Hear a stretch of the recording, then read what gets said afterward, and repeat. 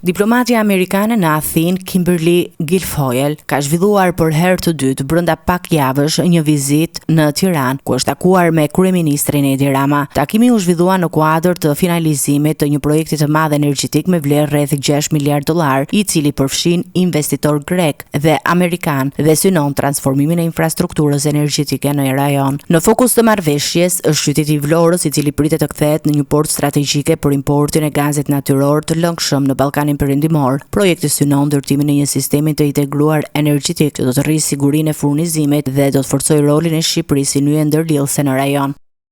Çfarë nderi është të jemi këtu në Shqipëri, një partner i palëkundur i SBA-s, një vend me rëndësi të jashtëzakonshme strategjike për Ballkanin dhe Europën, kramikut ton shumë të mirë, kryeministrit Edi Rama. Shqipëria dhe Greqia janë më shumë se sa fqinj, ata ndajnë interesa të sigurta dhe një bashkëpunim në rritje ekonomike. Kur SBA-ja, Greqia dhe Shqipëria punojnë së bashku, i gjithë rajoni i Ballkanit Perëndimor përfiton. Energjia që është thelbi i kësaj marrëveshje mbështet vizionin e presidentit Trump për dominancë energjetike. Jam e frymëzuar nga ajo se çfarë kemi arritur deri më tani. Kemi sot një marrëveshje të jashtëzakonshme që do të sjellë më pas një investim shumë të madh, teknologji moderne dhe marrëveshje për furnizime. Pra Vlora do të kthehet në një pikë kritike për energjinë në Evropën juglindore.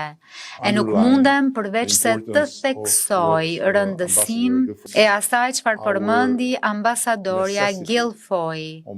Pra, të nevojës son të dyja palëve të Shqipërisë të Greqisë për të forcuar lidhjen ton dhe për të forcuar bashkëpunimin ton në shumë mënyra, por posaçërisht sa i takon furnizimit me energji, prodhimit energjetik dhe rezistencës e pavarësisë energjetike.